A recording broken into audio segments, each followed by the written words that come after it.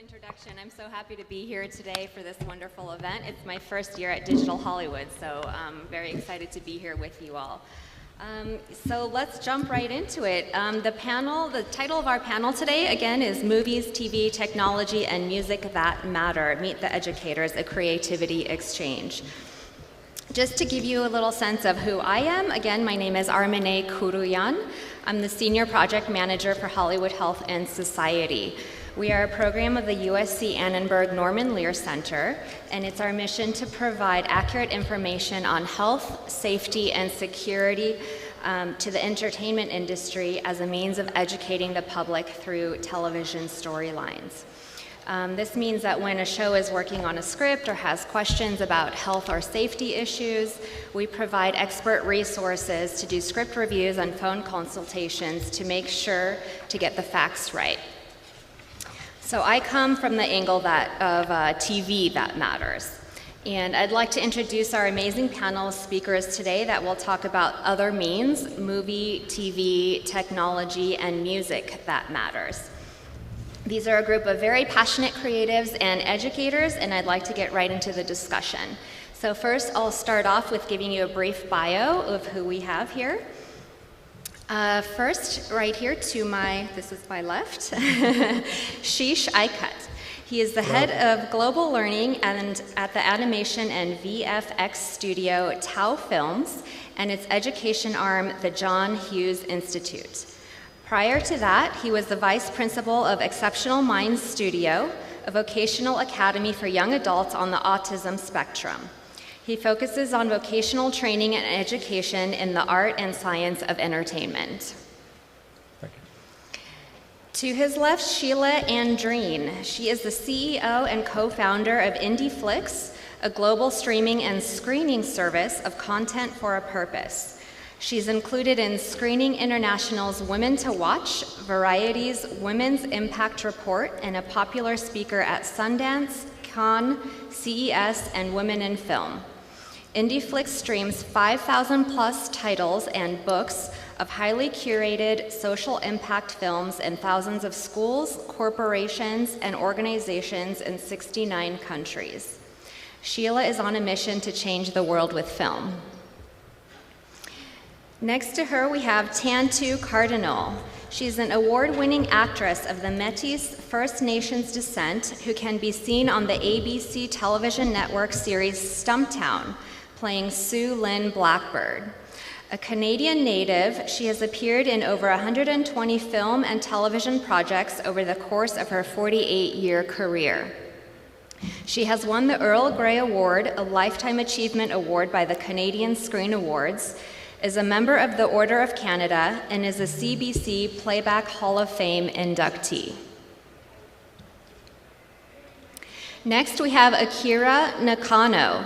He is the founder, president, and artistic director of the Los Angeles Inception Orchestra, a program dedicated to innovating music education in underrepresented communities through original composition and virtual reality.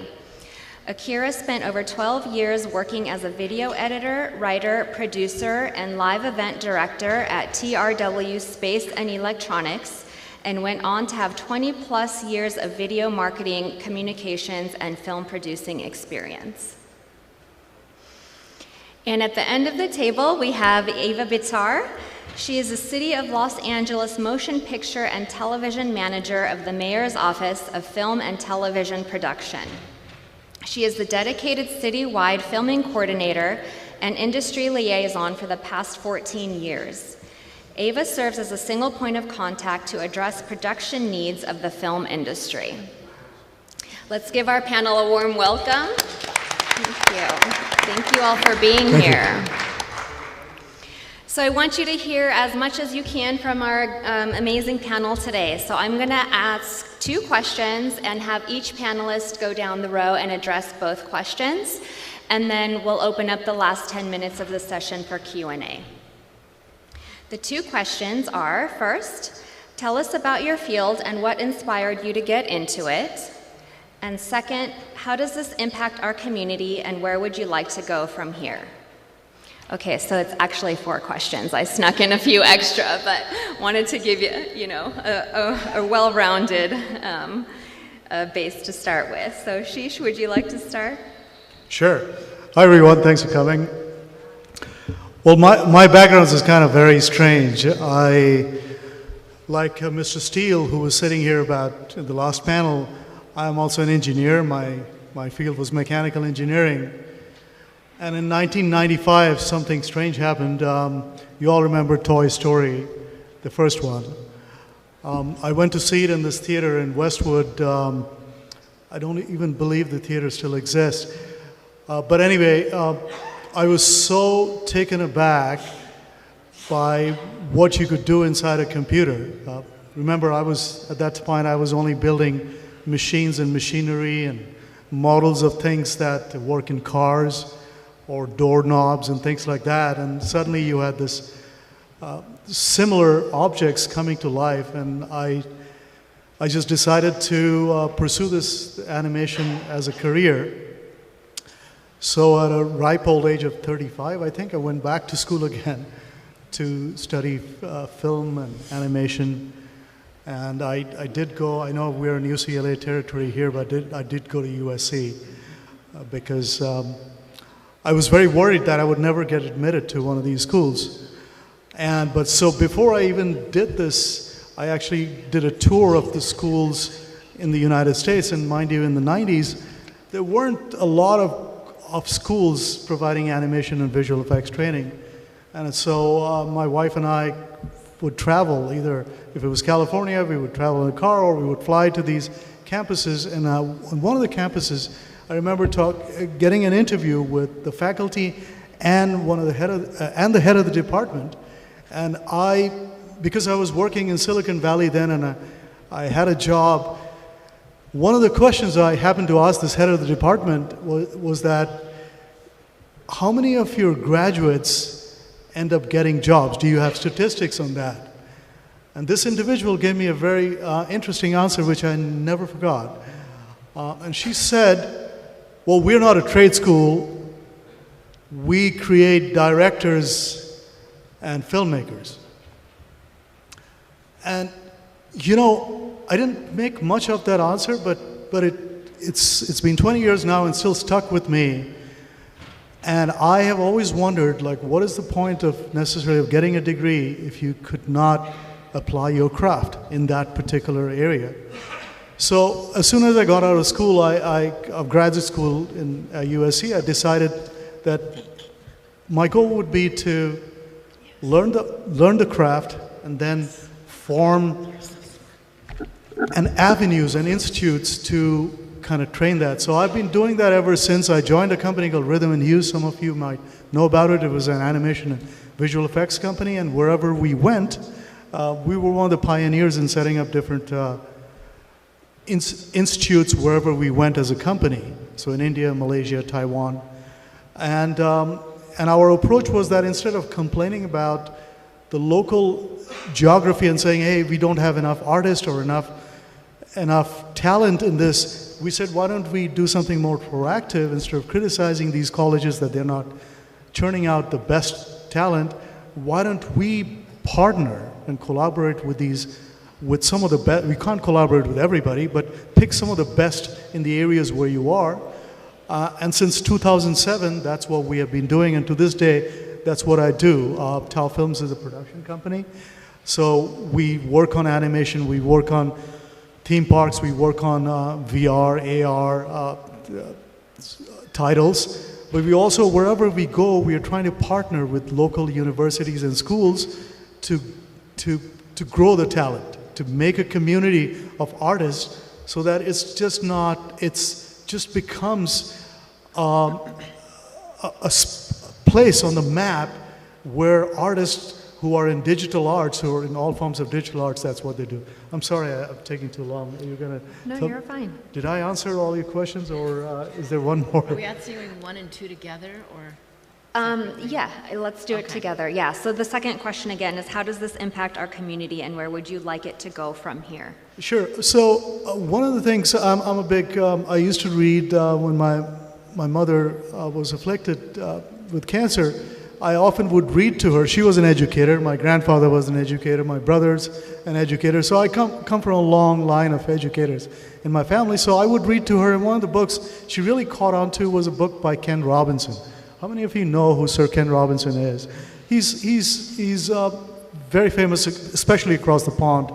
And he talks about how we have this industrial age model of education that we are still drilling through the classrooms.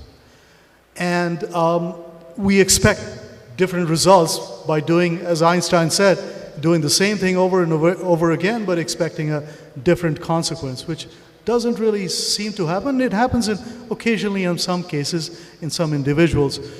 So as I follow this technology, as I follow animation and visual effects, when I was going to school, it was mostly traditional hand-drawn animation that you drew on a cell.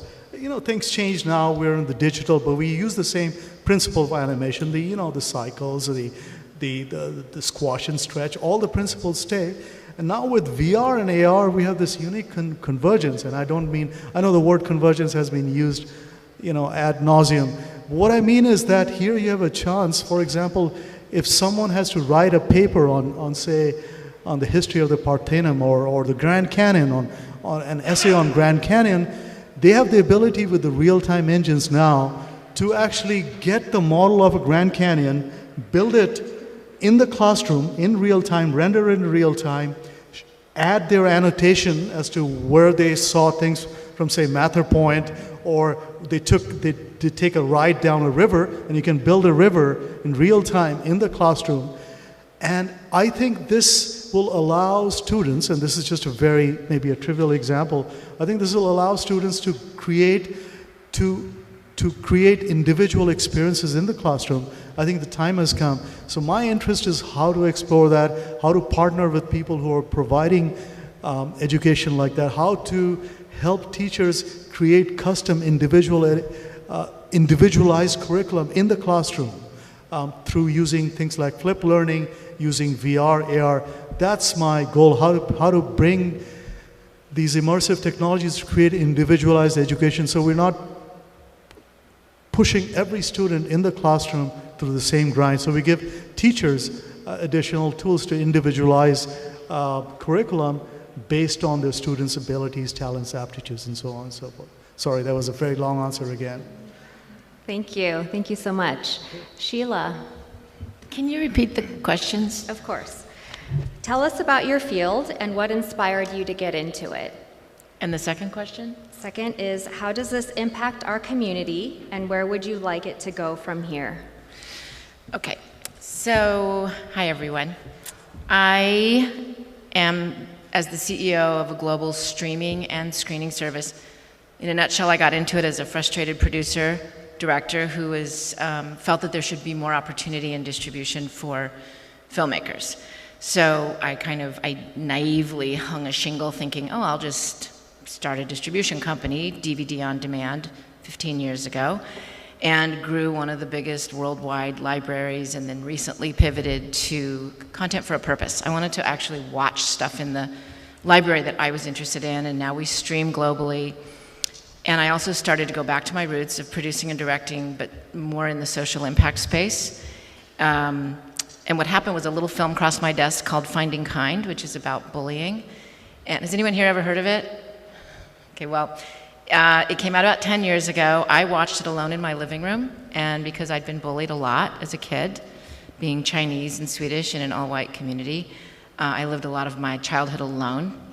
And I kind of vowed that if I could ever do anything to prevent someone else from feeling the way I felt, I'd go to great lengths. And I didn't know what that meant as a 7 or 8 year old kid. But when this movie, I watched it alone in my living room, and they were looking for funding to finish. So I brought in that funding, but I said, let's take it to schools, and let's screen it in schools so that people can have conversation. So I called up my daughter's school, we went up the street, we showed it to 6th and 7th graders, and it had such a profound effect on the school that it just organically haloed out into screening in other schools. And that sort of started this whole new revenue stream for the company, where my shareholders and board were scratching their head and they're like, you're the CEO of a streaming service, not a screening service? But that's where my passion that's where my passion was. And so since then, I took out other films about empowerment or screen addiction. And a friend of mine asked me to make a movie about mental health. And I said, absolutely not. I'm not touching that topic. It's heavy. It's depressing. I can't imagine that a school, you know, the audience that we serve, as far as educators, families, and parents, would want to watch a movie about mental health. And so I didn't. And I just kept focusing on what we were working on. And I worked with her, so I saw her once a week. And on New Year's Day, I got the call that she died by suicide. And she had 2 kids in high school. She was my age. And I thought, how did I miss this? How did I not see it?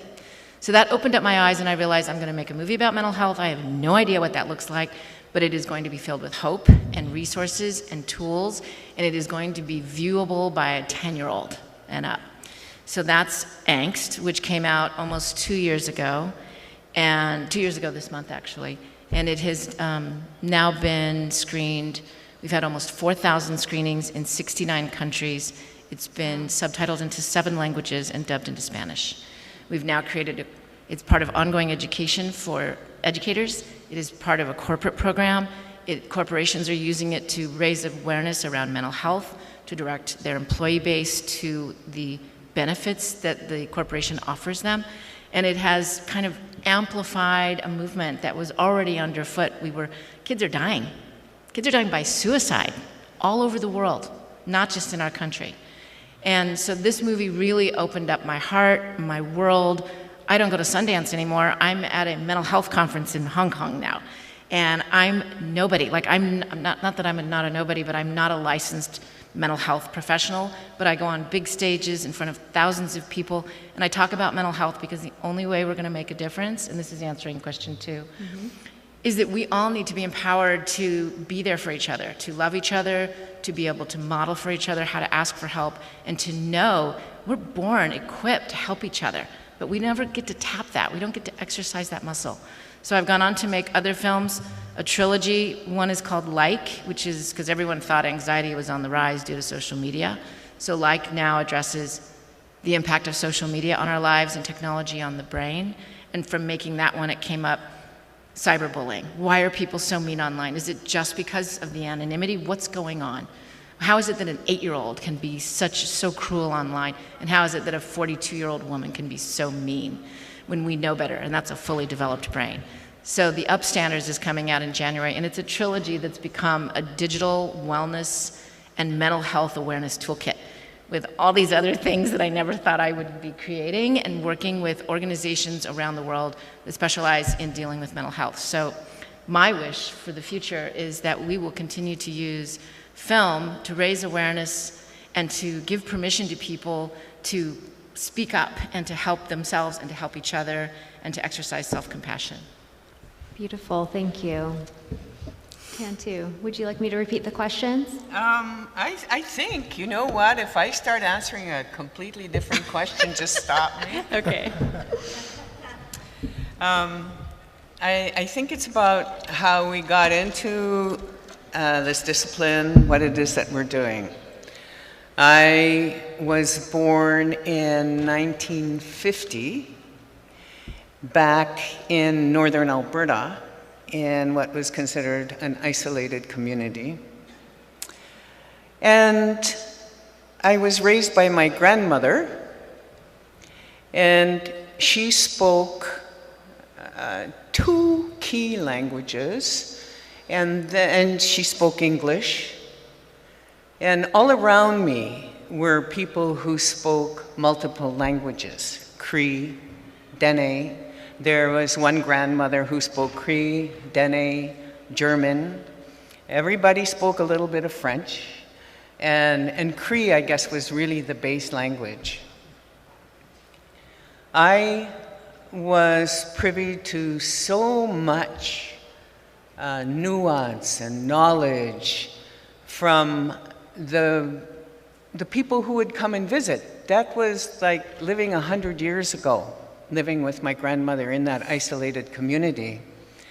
An old man would come over, and how people visited at that time in those days, they could come with a tent. They could stay for 2 weeks, or 4 days, or 5 hours, or whatever it was. And it was a real sharing of life that happened in languages other than English. And it was so rich. And when I went to the city to get my high school, that was in '65, here was a real, the reality of how our people are treated, how Indigenous people are treated. I saw that in school, in that there was nothing in history that I wanted to hear about. When we were going through a section that I would want to hear about, like the Aztecs or the Mayans, always I would get slammed. Always we were made to look lesser human beings, not as smart, really primitive, backwards people. And these kinds of things just sort of grew within me, and a rage, a huge rage started developing. And I also felt that this mainstream society, for lack of a better term, had a very backwards idea of who we are as a people, as Indigenous people, and particularly as women. And an illustration that I'll give you, and I suppose you all know that our way of life was actually outlawed in both Canada and the US. Our languages were outlawed, our families were outlawed, children were taken away from their families, like it's happening right now on the border. It's still happening. Children were taken away from their families. They were put into schools. Their clothes were taken away. Their names were taken away. Communities taken away. Way of life taken away. All of it. So I was not a happy camper, and looking for some way to change people's minds by telling some truth. But I could not allow myself to be a part of their institutions. I made it through high school because I did not want to go back to their institutions. But I couldn't allow myself a university or college or any of that stuff. So my education was about meeting people that I trusted and picking their brains, where they got higher education, or people from the bush, listening to them talk about a day, or talk about an animal, or talk about a wind, and to talk about people in the community, all that kind of stuff. And when I was there, the movement was happening in the 60s. And that happened in our world as well. To me, it was like how the earth breathed, that the movement happened. I did want to tell you one example of, and then I got, oh yeah, our languages are outlawed. In my mother's language of Cree, the word for fire is iskoteo. It's made up of two words, isko, which means woman, and mete, which means heart. So the Cree word for fire is woman's heart. And the stories of creation go to tell us about the fire at the core of Mother Earth. And there's so much in our world, and that, I think, is a real example of why our languages were outlawed, why our ways were outlawed. Because the RCMP, the whole COP system, was created to keep us in line, to get us on those reservations. The treaties were not about, let's we'll go stay on the reservation, you guys help yourself. The treaties were not that. The treaties were about peace and about working together and about sharing life together. That's what those treaties were. And this society doesn't have to worry about it because they never kept one single treaty. Not one. And that hasn't stopped. So, and so acting came along as an opportunity one day, and it made sense. Because the strength of who we are is in our stories, in our songs, in our dances. That's the one thing that we kept in the dark. That was under the blankets, under the beds, in the closet. It was anywhere we could hide it. There are some children that were hidden so that the white man could not take that child and put it into those schools to be programmed. Some children were kept aside. And so wisdom was kept with them. We have ways of surviving genocide. And that's one of the things that was done, is that our stories were kept. So acting was the thing that I could do, that I could live in that world where people had to pay attention to what time the sun came up and what time the sun went down, what the winds were, what the light was like, and would have to make changes depending on what was happening with the natural forces. And so I felt like I could live with these people. We could have something in common. So that's why I'm in the world of acting and why I've never left it. So what I'm hoping to do, and it's beyond the seed stage now, we actually have people outside the kernel that are writing proposals. I've met with the community, and what I'm doing is creating a curriculum that's based on what my journeys have been. In that, I wouldn't allow myself to go to theater school or to film school or any of those places. I just did not trust this thought that if I could just learn to be more white, I could be successful. This is what I was greeted with when I showed interest in becoming an actor. There was really a lot of dialogue about how I had to do this, and I had to be here, and I had to behave in a certain way, and I have to present myself in a certain way, and all those things, when I didn't even really care if I lived, but I was still alive. So this is what I had to do. I mean, it was rugged. It was just rugged, living in that shell. So what I want to do is I want to alleviate some of that rage for our young people and create a curriculum that is based on the experiences that I've had in surviving deadlines of getting a character to the camera in time for the shoot. By Tante, this, thank you. We're a little bit short on time, so if we could come okay, back I'm around wrap it to up. wrap And, up on.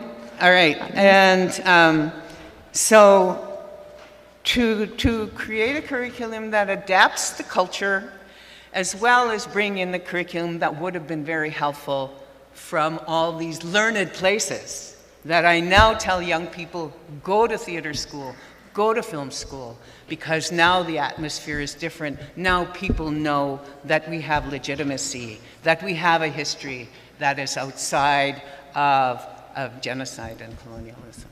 Thank you. Thank you so much. Akira. So what was missing from my bio was that I grew up a classical pianist. I had a Tiger mom and great training. I was a graduate of the Colburn School, and I got into UCLA on a full ride piano performance scholarship. I left the music program after 5 weeks at UCLA. The reason for this is, and I left with a film degree. But I continued with music on my own terms and came back to piano as an adult. And while I did this, I started to do, I went through the composition program through the UCLA Extension and really started to feel that like I felt creatively composition just kind of fed me a little bit better. When I came back very seriously to piano about 10 years ago, and I came back to perform, and I had a high school education in piano. And so I had to really relearn, but when you relearn as an adult, you learn differently because you want to do it. I've performed with several orchestras since then, and we formed a nonprofit so I could do a concert. And at the first board meeting, someone said, let's do music education instead. And when it becomes not about you, it becomes important. So there were so many great music education programs in Los Angeles. I'm sure many of you know them, the scholarship ones. We have Yola, Harmony Project, but they all focus on instruments. They teach kids instruments, and there's only one other program, LA Phil has one, but not quite as robust, that focuses on composition and music theory. So in fact, these programs, like Harmony Project, are graduating kids to college, and very successfully, but the kids are behind. They did not have composition, they did not have music theory, and so here is a lane, because when you're setting up a music education program in LA, everyone says, but there's so many, why do it? But the answer is, but here's a lane that's missing. And the other half of this is that when you then say, we're going to go for underrepresented kids, because I had a lot of opportunities, but when you branch out to kids who don't, you realize they are trying so hard and they have so much potential, but really, you need to reach many, many, many more of them. And that is where the VR aspect came in. Of course, I think we're going to branch into AR at some point. But what we're doing is we're mentoring kids in music composition by bringing in every other week. We're bringing in music professionals, introducing their instruments one by one. But then on the alternate weeks, we get online, a solo mentor gets online with them all the way through the program to mentor them individually on their composition. And after we just completed a 7-month program where we just had a big concert with all of their, with all their mentors performing their original compositions. What we can now do, and what we are going to be doing next year, is go instrument by instrument and build it up for full orchestra, and then roll this out into the schools, because although not everybody has an Oculus headset, most kids have a phone. And with a phone, and I think there are some other panels this morning that were talking about how a phone could be the next thing in AR. With a phone, kids can access, we can take them, and if you have if you give them the Google Cardboard thing, they can be in this 360 environment that will take them to the symphony hall and will take them to a music studio. And they'll be introduced to a variety of instruments and music through their peers' original compositions. And they'll also be able, we're creating this app where they'll be able to follow their peers' journeys as well in creativity, so they can see someone who looks like them and says, hey, this person has similar things, and they can be inspired in music. Or better, they can look like someone who does not look like them, and they can say, hey, this kid has very similar experiences to me. Hopefully the end result is that we inspire them creatively or musically, and then we can refer them to our various partners if they want to pursue music by looking at this app. So the app is not the VR is not the end run. We really want to get them involved in music. Wonderful, thank you. Ava. Hello, everybody. I work with the Mayor's Office of Film and Television, and I started in actually the Office of Finance, where they were presented by a report from private industry of where the highest money-making trickle-down economic, and it was a report that I didn't agree with, and I wanted to revise the report, and I did with showing the trickle-down economic of the film industry, and I took one production and showed how the 2,000 people out there, companies, that live off of this production. And I made the presentation to council, and when I made the presentation, they said, how do you know this, and would you teach us? And I said, I think you have forgotten that we just have a Hollywood sign, but 50% of the business has left this country. And we were struggling because there was a writer's strike, people were really losing, small businesses were losing their whole life work because we didn't have any more money coming through the film industry. And so I said, you need to create a position, and I created my own position. And we are now $56 billion strong. We have, and we don't have any more capacity. Studio stages are packed at 100%, and I'm now working with private owners who have warehouses, trying to turn them into certified sound stages so that we can have more filming.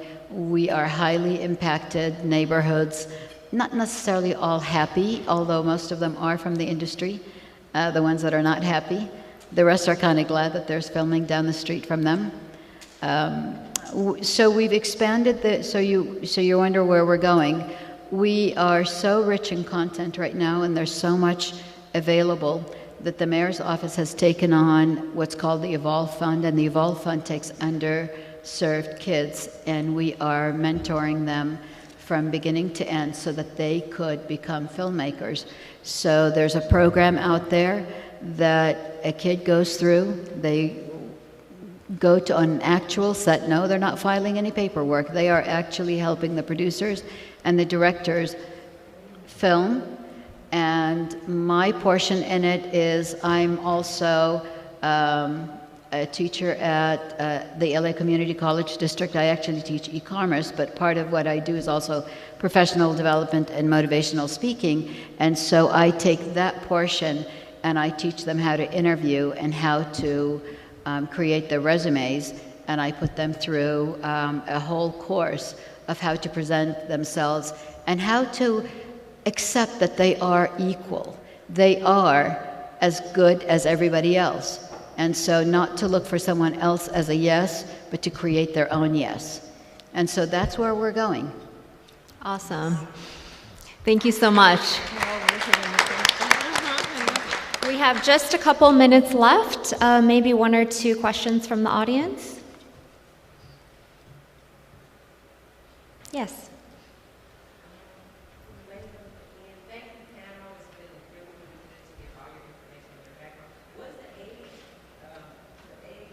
What's the age group for the kids?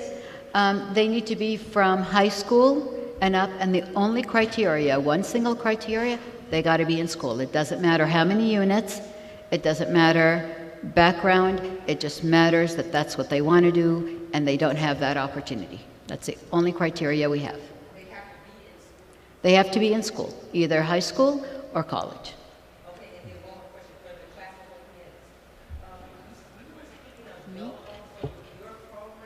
I'm sorry. I can't hear you. With your program, with your classical background, you said your program, are you teaching music, or it's all about the individual program that you have that you're putting forward? No, we're, That's coming to the city of Inglewood? well, what we're really doing, so what we're really doing is teaching composition and creativity, which is lacking with the other programs that teach instruments. So we're teaching kids how to write music, and so they are fully mentored on how to orchestrate, how to compose. I mean, we had one kid who only wanted to be a rockabilly guitarist. That's all she wanted to do. So we got down the line with a few instruments, and she did not want guitar in her piece at all. I had to talk her into putting electric guitar in. She was like, I want this part cello, this part harp. So they experienced all these different instruments, and now they can orchestrate. And then we brought in orchestrators to really help them refine what they were doing for the show. No, they need to have a background in music already. So that was one thing where we are not. They do need to be able to read music. Thank you so much. This is the wrap of our panel. Thank you to everyone so much for attending and being here. And let's give our panel a warm round of applause.